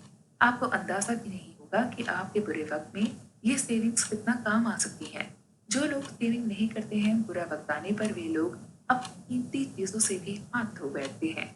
तो जितना जल्दी आप सेविंग्स की वैल्यू समझ जाएं उतना ही आपके लिए बेहतर है। ऐसा करने से आप फ्यूचर में बड़ी से बड़ी परेशानी आसानी से निपटा सकते हैं। कभी आपने ये सोचा है कि जब आपको कभी पैसों की प्रॉब्लम के बारे में नहीं सोचना पड़ेगा तो लाइफ कितनी अच्छी रहेगी। ये एक परफेक्ट लाइफ होगी, मतलब आप किसी भी फाइनेंशियल प्रॉब्लम को आराम से समझ लेंगे। यही फाइनेंशियल स्ट्रेस फ्री लाइफ आप प्रॉफिट बूस्टिंग टैक्टिक्स से हासिल कर सकते हैं। जैसे आपके पास हर चीज के लिए अलग बैंक अकाउंट होता है, उसी तरह अपनी पर्सनल फाइनेंस को भी स्प्लिट कर सकते हैं। सैलरी अकाउंट के अलावा एक अकाउंट अपने डेली एक्सपेंस के लिए भी रखें, जैसे रेंट, रिटायरमेंट फंड और भी कोई इमरजेंसी जो अनएक्सपेक्टेड आपके सामने आ जाए। जब भी आपकी सैलरी आए तो सबसे पहले कुछ परसेंट अपने रिटायरमेंट अकाउंट में डाल दें। ऐसे आप जरूरी जगह पर सबसे पहले खर्च करेंगे। अगर उधार की वजह से आप परेशान रहते हैं तो वही करिए जो आप अपने बिजनेस में करते हैं। अपने रिटायरमेंट अकाउंट में 99% पैसा उधार खत्म करने के लिए यूज करें। ऐसा तब करें जब तक आपका उधार खत्म ना हो जाए। फाइनेंशियल तरीके से फ्री होने के लिए आपको कंसिस्टेंट तौर पर पैसे सेव करने होंगे। आपकी लाइफ स्टाइल हमेशा सेम रहनी चाहिए। कभी अपने अकाउंट में ज्यादा पैसे देखकर अपनी लाइफ स्टाइल का स्टैंडर्ड बढ़ाने का ना सोचें। कम से कम 5 साल तक एक ही लाइफ स्टाइल एंजॉय करें, नेगोशिएट करना सीखें। हालांकि आप थोड़ा पैसा सेव करने के साथ साथ एंजॉय भी कर सकते हैं। जब आपको कभी एक्स्ट्रा प्रॉफिट हो तो उसमें से थोड़ा पैसा लाइफस्टाइल पर स्पेंड करें और बाकी का दूसरे अकाउंट में सेव इन्वेस्ट करें। फाइनेंशियल फ्रीडम तक पहुंचने का रास्ता काफी स्लो है, लेकिन आपको कंटिन्यू आगे बढ़ना है, गिव अप नहीं करना। जब भी कोई व्यक्ति फाइनेंशियल फ्रीडम अचीव करने की कोशिश करता है तो शुरू में उसको बहुत मुश्किलों का सामना करना पड़ता है, लेकिन इम्पोर्टेंट है कि वो व्यक्ति कंटिन्यू एफर्ट डालता रहे और गिव अप ना करे। आपको ऐसे बहुत से लोग नजर आएंगे जो आपसे ज्यादा पैसे सेव करते होंगे, और बहुत बार तो आपको ऐसा भी लगेगा कि आपकी इनकम इतनी ही है कि आप सेविंग भी नहीं कर सकते हैं। लेकिन कोशिश करिएगा कि ये सब चीजें आपको डिस्करेज ना करें। आपको अपने अंदर की आवाज को अनसुना करना है, जो कि आपको ये कह रही होगी कि गिव अप कर दो। हालांकि सेल्फ डाउट ही एक ऐसी चीज नहीं है जो आपको फाइनेंशियल फ्रीडम अचीव करने से रोकेगी। शॉर्ट टर्म थिंकिंग भी कई बार लोगों को डिस्ट्रैक्ट कर देती है। कभी कभी लोग ये ओवर एस्टिमेट कर लेते हैं कि वो एक साल में क्या अचीव कर सकते हैं, लेकिन साथ में वो इस बात को अंडर एस्टिमेट भी कर लेते हैं कि वो आने वाले 10 सालों में क्या अचीव कर सकते हैं। आपको इस चीज से बचना है। अगर आप फर्स्ट ईयर में अपना गोल नहीं अचीव कर पाते हैं तो रुके नहीं, कोशिश करते रहें। अपने फाइनेंशियल फ्रीडम के गोल की तरफ बढ़ते टाइम आपको कुछ बातें ध्यान में रखनी है। सबसे पहले ये कि आप अपनी लाइफस्टाइल चेंज करें और इन्वेस्टमेंट तभी करें जब आपको लगे कि आपको अच्छे रिटर्न मिलेंगे। एक अच्छा रूल ये है कि इन्वेस्टमेंट तभी करनी चाहिए जब आपको लगे कि आप 5 गुना ज्यादा अर्न कर सकते हैं। और सबसे इम्पोर्टेंट चीज ये है कि कोशिश करें कि अपना टैक्स बर्डन कम करते रहें। यूनाइटेड स्टेट्स की बात करें तो वहां पर हर व्यक्ति अपनी इनकम का लगभग 54% टैक्स में पे कर देता है। तो इस चीज को आपको कम करना है। प्रॉफिट अर्न करने के लिए ट्रेडिशनल अप्रोच बहुत कम काम में आती है, क्योंकि ये हमारे नेचुरल इंस्टिंक्ट के अगेंस्ट जाती है। पूरे वर्ल्ड में न जाने कितने बिजनेसमैन अपना बिजनेस रन कर रहे हैं। सबका एक ही टारगेट है, प्रॉफिट अर्न करना। प्रॉफिट का कैलकुलेशन काफी सिंपल होता है। जितना ज्यादा हो सके अपना प्रोडक्ट सेल करिए और फिर अर्न किए हुए पैसों में से अपना खर्च निकाल दीजिए। जो बचेगा वो आपका प्रॉफिट होगा। लेकिन ये जितना आसान लगता है उतना है नहीं। 2013 से 2015 के बीच में हुए एक सर्वे के अकॉर्डिंग आज वर्ल्ड में 10 में से 8 बिजनेस के बंद होने के पीछे की प्रॉब्लम है लैक ऑफ प्रॉफिट। जब इतना आसान फॉर्मूला मौजूद है, उसके बाद भी क्यों बिजनेस को लॉस हो रहा है? ऐसा इसलिए हो रहा है क्योंकि उस फॉर्मूले में ही प्रॉब्लम है। फॉर्मूले की वजह से बिजनेस कई तरह से फेल हो जाता है। सबसे पहले ये हमारी नेचुरल टेंडेंसी को ट्रिगर करता है, ताकि हमारे पास जो भी मौजूद है हम उसका यूज करें। 1950 के दशक में एक महान हिस्टोरियन ने एक लॉ दिया था। उस लॉ के अकॉर्डिंग किसी टास्क को कंप्लीट करने के लिए हम तब तक एक्स्ट्रा वर्क करते हैं जब हमें लगता है कि टाइम कम बचा हुआ है। एग्जाम्पल के लिए मान लीजिए आपने किसी को 2 दिन के अंदर कोई रिपोर्ट सबमिट करने को कहा है, तो उनको उस रिपोर्ट को तैयार करने में 2 दिन ही लगेंगे। और अगर आप सेम रिपोर्ट तैयार करने के लिए उस इंसान को 7 दिन का टाइम देंगे तो वो आराम से 7 दिन में रिपोर्ट सबमिट करेगा। बिल्कुल ऐसा ही बिजनेस की फील्ड में होता है। एंटरप्रेन्योर उनके पास मौजूद पैसा हर तरीके से खर्च करने की और नजर रखते हैं। एक और फॉर्मूला है जो प्रॉफिट को आपकी रीच से दूर रखता है। इसको प्राइमेसी इफेक्ट कहते हैं। इसका मतलब ये कि इंसान सिर्फ उस चीज पर ध्यान देता है जो उसकी नजर में सबसे पहले आता है, और इस चीज को इग्नोर कर देता है जो वो लास्ट में देखता है। मान लीजिए आप किसी बुक का कोई पेज पढ़ रहे हैं, तो आप उस पेज की पहली लाइन जरूर याद रखेंगे, चाहे लास्ट लाइन याद रखें या नहीं। और जैसा कि हमने फॉर्मूला में बताया कि फॉर्मूला सेल से स्टार्ट होता है और प्रॉफिट पर खत्म होता है, तो इसलिए एंटरप्रेन्योर उनके पास मौजूद प्रोडक्ट को सेल करने पर ज्यादा ध्यान देते हैं और सोचते हैं कि प्रॉफिट अपने आप जनरेट होगा, लेकिन ये गलत है। तो सबसे बड़ा सवाल यही है कि एंटरप्रेन्योर किस तरह से प्रॉफिट की गारंटी ले सकते हैं। इसके लिए हमें फॉर्मूला पर रीवर्क करने की जरूरत है। अपने प्रॉफिट को कैलकुलेट करने के लिए अपने सेल्स में एक्सपेंस को सब्ट्रैक्ट करने के बजाय पहले अपने प्रॉफिट को खुद एस्टिमेट करें और फिर अपने एक्सपेंस को अपनी सेल्स में से माइनस करें। तो अगर आपका गोल है कि आप 5% प्रॉफिट अर्न करें, तो उसको स्पेंड करने से पहले उसको सब्ट्रैक्ट करें। इससे होगा ये कि आपका प्रॉफिट सेफ रहेगा और आप अपने पास मौजूद बाकी चीजों के साथ वर्क करना सीख जाएंगे। फॉर्मूला को रीथिंक करना बिजनेस में प्रॉफिट अर्न करने के लिए बहुत जरूरी है। इन्वेस्टमेंट की फील्ड में सक्सेस हासिल करना इंसान के माइंडसेट पर डिपेंड करता है। किसी भी फील्ड में इंसान की सक्सेस इस बात पर डिपेंड करती है कि उसका माइंडसेट कैसा है। अगर आप पॉजिटिव माइंडसेट के साथ किसी फील्ड में उतर रहे हैं तो फिर ये बात तो तय है कि उस फील्ड में आप काफी लंबे समय तक टिके रहेंगे।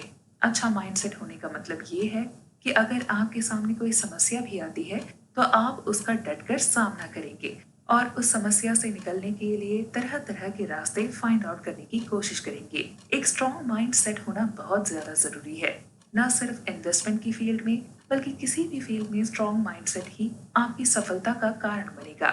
एग्जाम्पल के लिए बात करते हैं इंडियन क्रिकेट टीम की। साल 2020 में इंडियन क्रिकेट टीम ने ऑस्ट्रेलिया का दौरा किया था। वहां पर इंडिया को ऑस्ट्रेलिया के साथ 4 टेस्ट मैच खेलने थे। सभी लोगों का मानना था कि ऑस्ट्रेलिया अपने घर में बहुत अच्छा प्रदर्शन करती है और इसलिए सब लोग ऑस्ट्रेलिया को ही फेवरेट मान रहे थे और सबको यही लग रहा था कि ऑस्ट्रेलिया सीरीज को आराम से जीत जाएगी। पहले मैच में ऑस्ट्रेलिया ने साबित भी कर दिया। विराट कोहली, रोहित शर्मा, अजिंक्य रहाणे जैसे महान बल्लेबाजों से सुसज्जित भारतीय टीम को ऑस्ट्रेलिया ने पहले टेस्ट मैच में शर्मनाक हार थमा दी थी। उसके बाद तो किसी ने सोचा ही नहीं था कि भारत कम बैक कर पाएगा। पहले टेस्ट के बाद हुआ यूं कि भारत की टीम के काफी इंपॉर्टेंट प्लेयर जैसे कि विराट कोहली और तेज गेंदबाज जसप्रीत बुमराह भी टीम से बाहर हो गए। कुछ खिलाड़ी चोट के चलते बाहर हो गए और कुछ खिलाड़ी अपने किसी निजी कारणों की वजह से घर वापस आ गए। ऐसे में टीम की शक्ति आधी हो गई थी। ऐसा लग रहा था मानो ऑस्ट्रेलिया अब आराम से जीत जाएगी। लेकिन उसी समय टीम इंडिया की कमान दी गई अजिंक्य रहाणे को। रहाणे ने टीम का माइंडसेट इस हिसाब से डेवलप किया कि टीम को लगने लगा कि उनके पास अब हारने के लिए कुछ नहीं है। एक स्ट्रॉन्ग माइंडसेट लेकर भारतीय टीम दूसरे टेस्ट में मैदान पर उतरी और ऑस्ट्रेलिया को चारों खाने चित कर दिया। न सिर्फ दूसरे टेस्ट मैच में बल्कि सीरीज में ऑस्ट्रेलिया को भारत में 2-1 से हराया।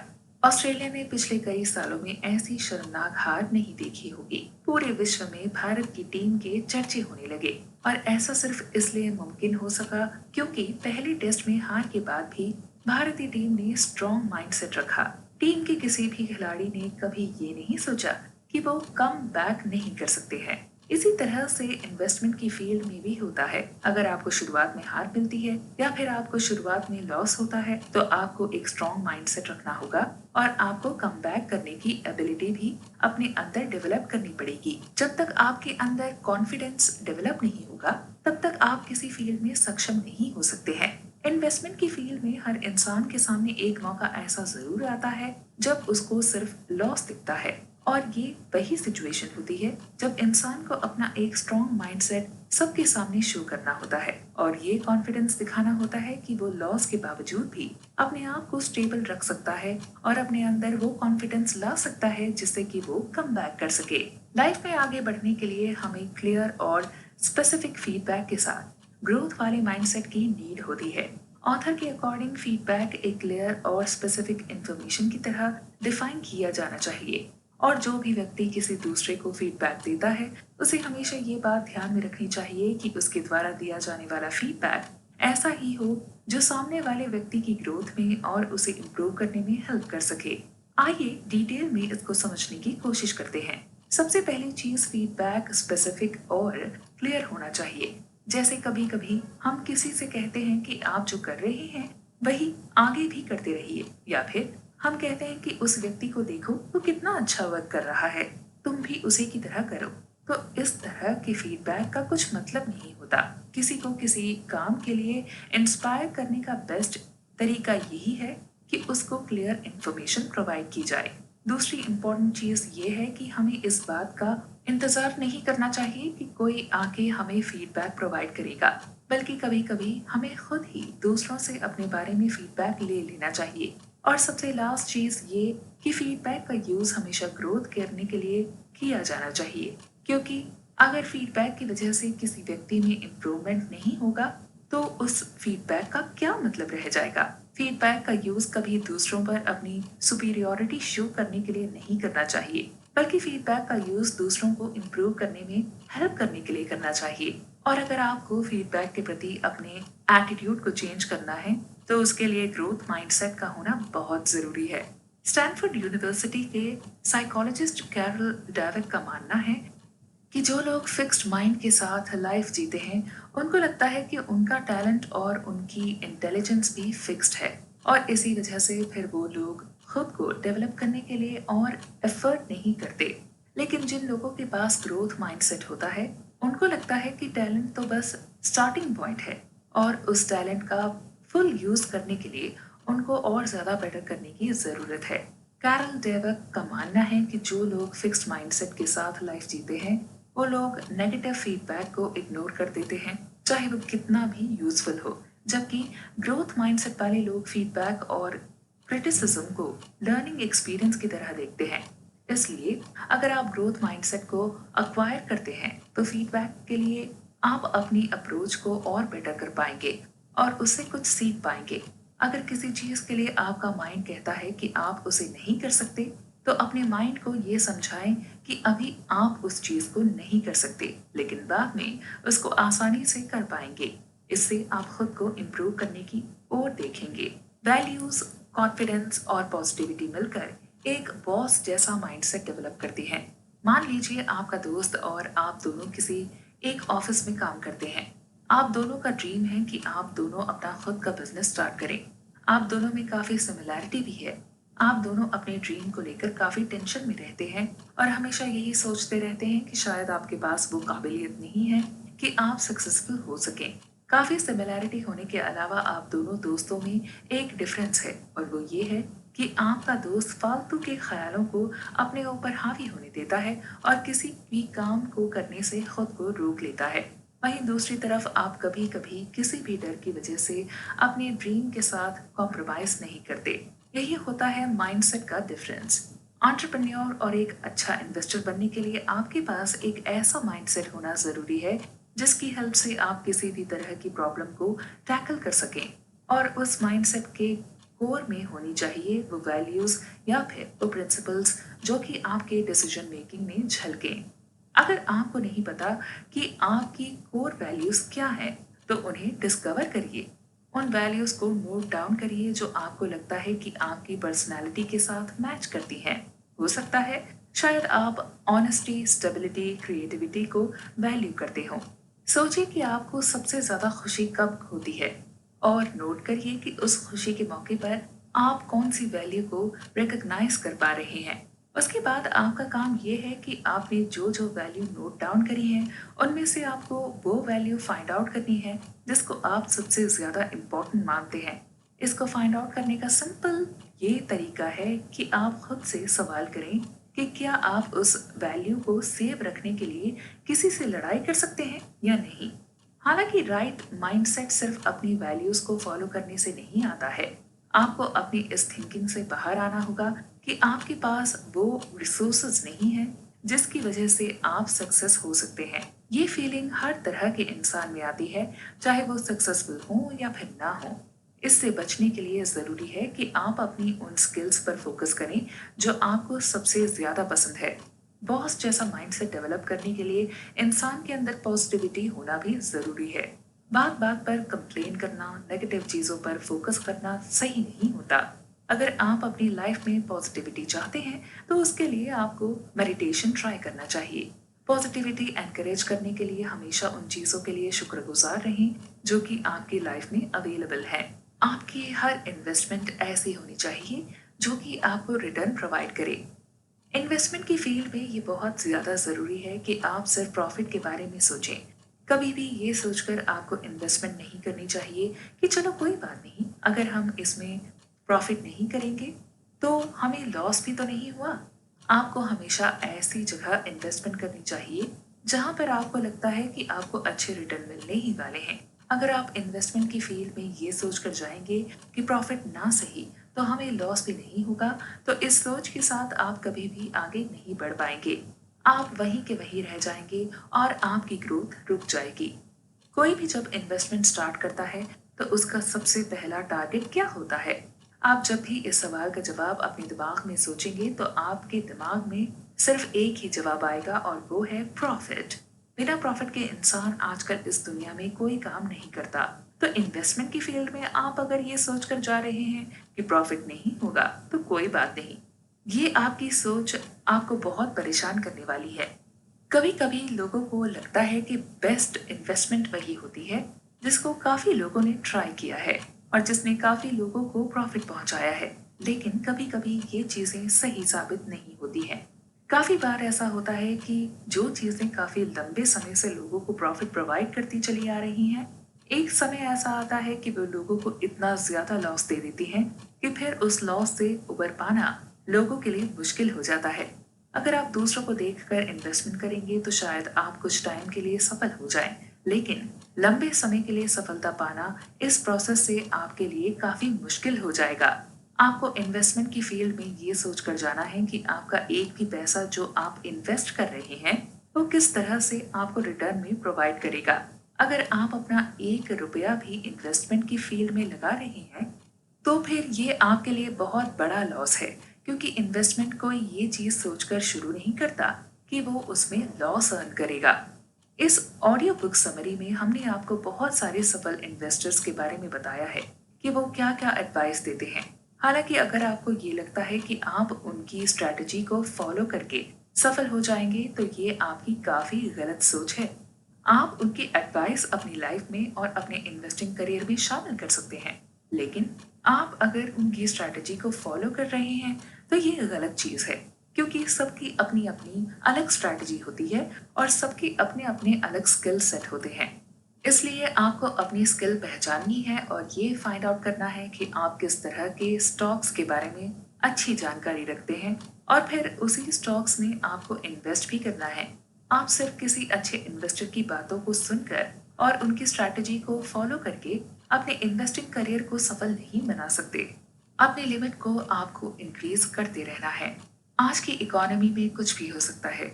ये मैटर नहीं करता कि आप कितने एजुकेटेड हैं या आपके पास कितनी डिग्रियां हैं। आप कभी भी अपनी जॉब खो सकते हैं। जिसने जॉब खोई है उसको अपनी जॉब के लिए दूसरे पर डिपेंड रहना पड़ता है। उसको जगह जगह जाकर जॉब ढूंढनी पड़ती है। ऐसा भी पॉसिबल है कि उसको काफी टाइम तक जॉब ना मिले। ऐसे में अगर उसने ठीक से सेविंग नहीं की होगी तो उसको बहुत दिक्कत हो सकती है। ऐसा भी पॉसिबल है कि उसको जो दूसरी जॉब मिलेगी वो पहली जॉब से बेहतर ना हो। तो ऐसे में क्या करना चाहिए? आपको ये चीज हमेशा ध्यान में रखनी चाहिए कि आज की इस इकोनॉमी में आपकी जॉब कभी भी जा सकती है। इसके लिए आपको हमेशा तैयार रहना होगा। अच्छी जगह अपना पैसा इन्वेस्ट करें ताकि ऐसे समय में आप उसका इस्तेमाल कर पाएं। जॉब के साथ ही आप अपना कोई बिजनेस जरूर शुरू करने का सोचें। ऐसा नहीं है कि लोगों के बिजनेस बर्बाद नहीं होते हैं, लेकिन जॉब खोने में और बिजनेस खोने में फर्क होता है। बिजनेस वाले बंदे को पता होता है कि उसको दोबारा फिर से कैसे शुरू करना है और वो जॉब के लिए किसी पर डिपेंड नहीं करता। पैसे कमाना जितना इम्पोर्टेंट है, सेविंग करना भी उतना ही इम्पोर्टेंट है और ये काफी सिंपल भी है। अभी तक आपको ये आइडिया तो लग गया होगा कि किस तरह से आपको इनकम के और इन्वेस्टमेंट के नए सोर्स जनरेट करने हैं। लेकिन एक और चीज जो आपको ध्यान में रखनी है वो है सेविंग्स। शॉपिंग एक स्किल होती है जो सबको नहीं आती।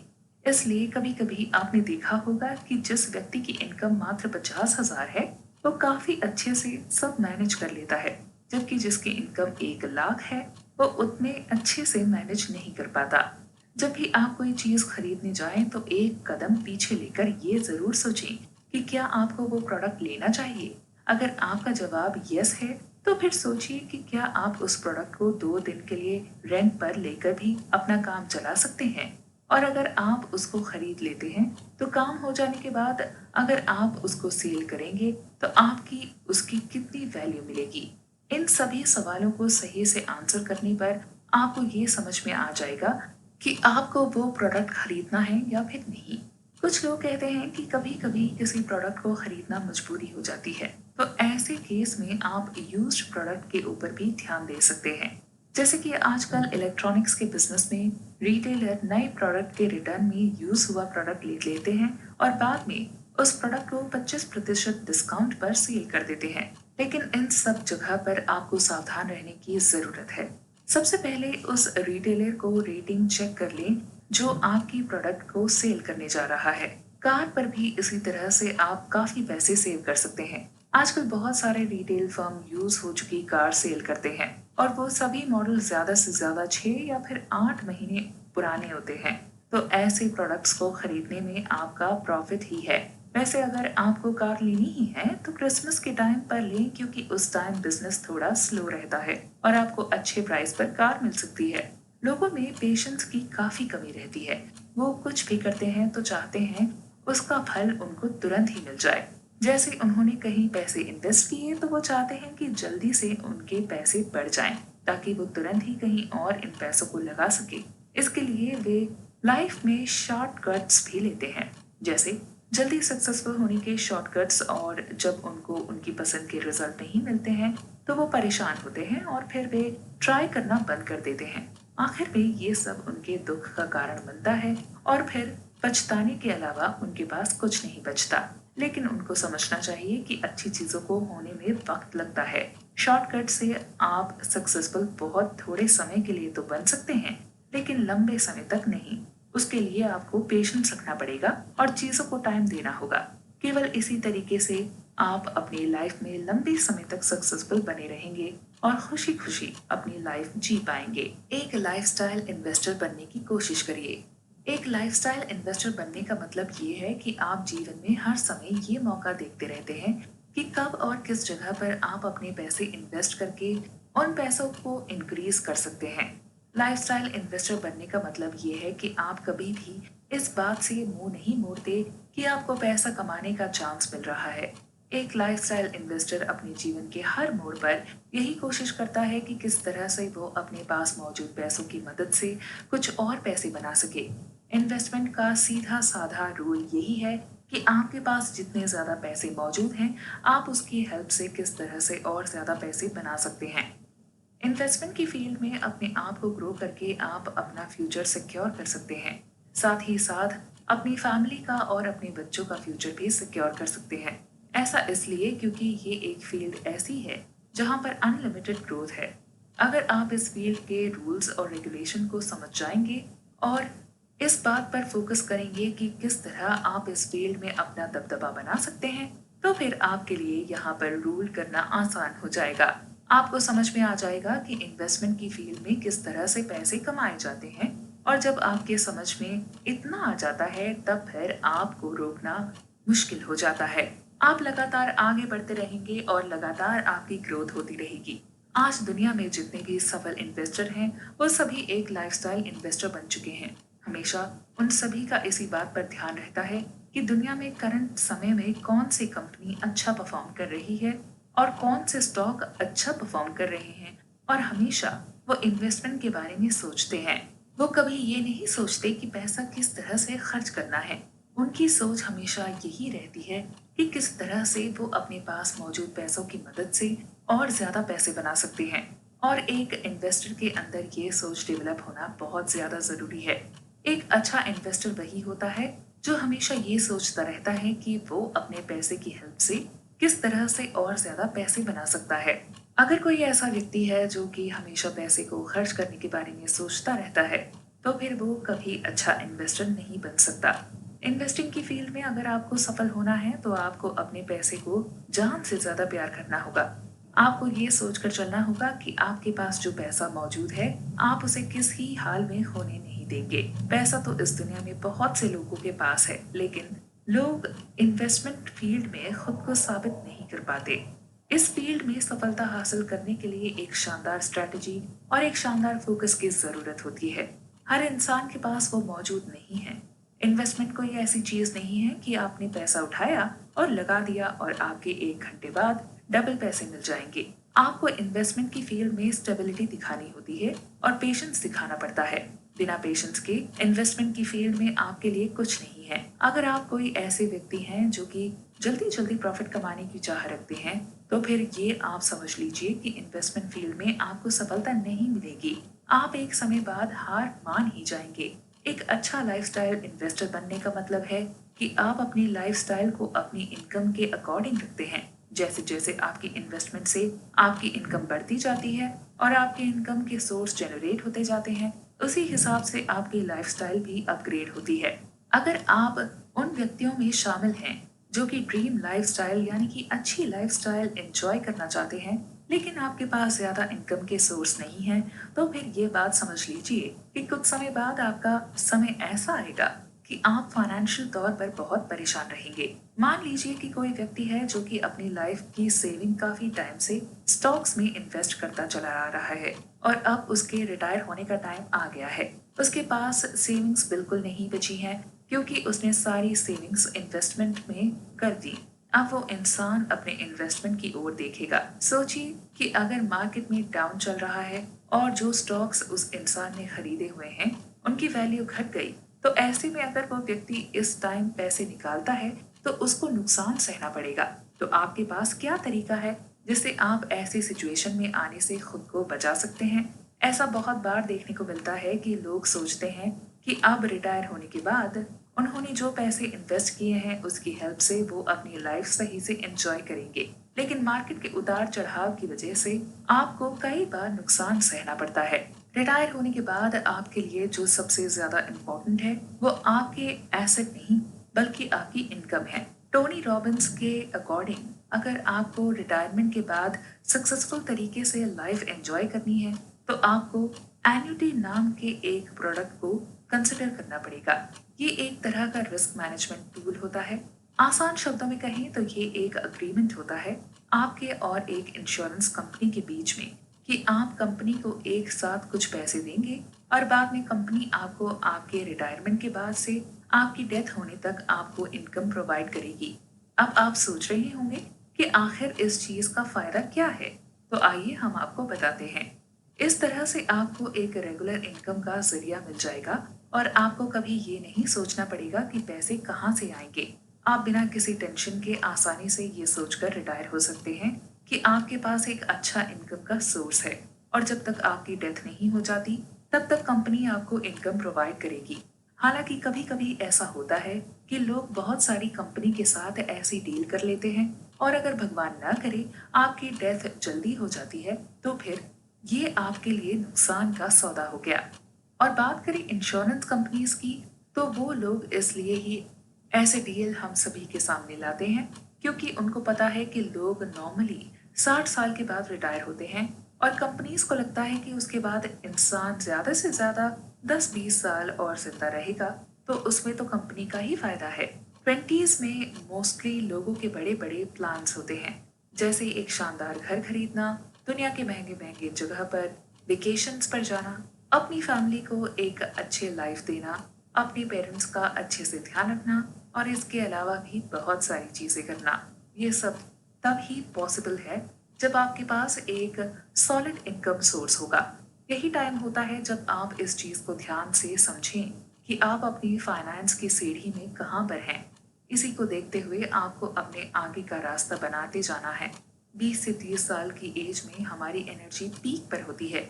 अगर इस टाइम में हम सॉलिड इनकम सोर्स बनाने में असफल रहते हैं तो आगे चलकर हमको काफी दिक्कतों का सामना करना पड़ता है।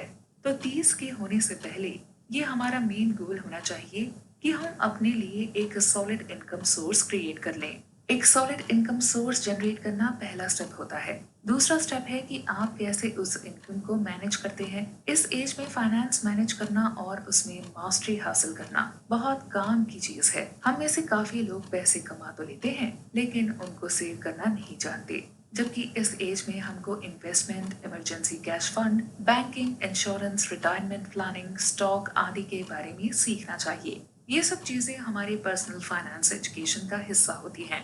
जब आपको सैलरी मिलती है तो उसके लिए आप एक बजट बना सकते हैं जिसमें आप अपनी पूरी इनकम खर्च ना कर रहे हो। इस तरह बजट बनाने से आप अच्छे खासे पैसे बचा पाएंगे और उनको तरह तरह की इन्वेस्टमेंट व पॉलिसीज में लगाकर अपने लॉन्ग टर्म गोल पूरे कर सकते हैं। ये भी ध्यान रखें कि पूरी तरह रिसर्च करके ही कहीं पैसे इन्वेस्ट करें, वरना आपका काफी नुकसान हो सकता है। तो पैसे कमाने के साथ साथ आप कैसे अपने फाइनेंस को मैनेज करते हैं, 30 साल की उम्र से पहले ये सीखना भी बहुत जरूरी है। कंक्लूजन, आजकल इन्वेस्टमेंट करना एक फैशन सा बन गया है, लेकिन क्या आपको पता है कि इस फील्ड में सक्सेस हासिल कर पाना सबके बस की बात नहीं, क्योंकि ये एक बहुत ज्यादा कंपटीशन वाली फील्ड हो गई है। और जो भी इन्वेस्टमेंट करने जाते हैं वो हर तरह से चीजें एनालाइज करता है और सोच समझ कर ही इन्वेस्टमेंट शुरू करता है। ऐसे में अगर आप बिना कुछ सोचे समझे और बिना किसी रिसर्च के इन्वेस्टमेंट की फील्ड में उतरते हैं तो फिर आपके लिए वो लॉस ही होने वाला है। आज के समय में अगर कोई व्यक्ति जो कि पढ़ा लिखा है और अगर वो इन्वेस्टमेंट नहीं करता है तो फिर ये उसके लिए काफी परेशान करने वाली बात हो सकती है, क्योंकि आज के टाइम में हर व्यक्ति चाहता है कि उसके इनकम के मल्टीपल सोर्सेस हों। बिना मल्टीपल सोर्सेस के इनकम के आप अपनी लाइफ को अच्छी तरह से एंजॉय नहीं कर सकते, क्योंकि अगर आपके जीवन में सिर्फ एक ही इनकम का सोर्स होगा तो आपके ऊपर हमेशा ही ये प्रेशर बना रहेगा कि किस तरह से आप अपने फाइनेंस को मैनेज कर सकते हैं। आपके पास हमेशा पैसों की कमी लगी रहेगी। इसलिए बहुत ज्यादा जरूरी है कि जब आपकी अच्छी जॉब हो तो आप उस जॉब से आने वाली सैलरी की हेल्प से अपने मल्टीपल इनकम सोर्स जनरेट करें। पैसे को इन्वेस्ट करने के लिए आजकल मार्केट में बहुत ज्यादा चीजें मौजूद हैं, लेकिन आपको अपने आप खुद ये डिसाइड करना है कि आप किस तरह की इन्वेस्टमेंट करना चाहते हैं और किस तरह की रिटर्न आप प्राप्त करना चाहते हैं। अगर आप सोचते हैं कि इन्वेस्टमेंट की फील्ड में आपको जल्दी सक्सेस मिल जाएगी और आप जल्दी से पैसे कमा लेंगे तो ये आपकी सोच गलत भी हो सकती है, क्योंकि कुछ लोग होते हैं जिनकी जल्दी सक्सेस मिल जाती है, लेकिन ज्यादातर लोग वही होते हैं जिनको इन्वेस्टमेंट की फील्ड में लॉस ही सहना पड़ता है। और ये लॉस आपको नेगेटिव तरीके से नहीं लेना बल्कि पॉजिटिव तरीके से लेना है। आपको ये समझना है कि जो आपको लॉस हुआ है उससे आपको कितना कुछ सीखने को मिला है। हर एक इन्वेस्टर जो कि आज सक्सेसफुल इन्वेस्टर बन चुका है उसने अपने इन्वेस्टिंग करियर की शुरुआत लॉस के साथ ही की थी। इसलिए कभी भी आपको शुरू में ये सोचकर इन्वेस्टमेंट नहीं करनी है कि हो ना हो आपका शुरुआत में प्रॉफिट होगा, क्योंकि अगर आप ऐसा सोच कर जाते हैं तो आपका लॉस होने के बाद आपको कॉन्फिडेंस गिर जाता है और आपका मोटिवेशन खत्म हो जाता है और ऐसे में आप इन्वेस्टमेंट का प्लान ड्रॉप कर देते हैं। आज आप एक बात नोट कर लीजिए कि जिस भी व्यक्ति का इनकम सोर्स सिर्फ एक है उसको फाइनेंशियल तौर पर कभी न कभी प्रॉब्लम्स फेस करनी ही पड़ेंगी, क्योंकि इनकम का एक सोर्स होने का मतलब होता है कि आपको फूंक फूंक कर कदम रखना होगा, यानी कि बहुत सोच समझ कर खर्च करना होगा। मान लीजिए आपके पास एक ही इनकम का सोर्स है और वो है आपकी जॉब।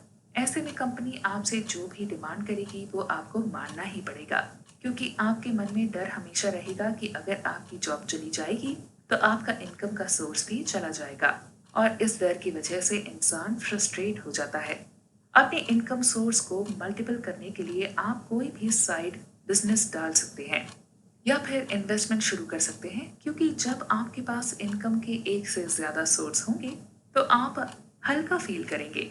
बहुत से लोग ऐसे होते हैं जो जॉब लगने के बाद कंफर्ट जोन में चले जाते हैं और फिर वही उनको आगे चल के प्रॉब्लम देता है। इसलिए अपनी इनकम के मल्टीपल सोर्स जनरेट करें।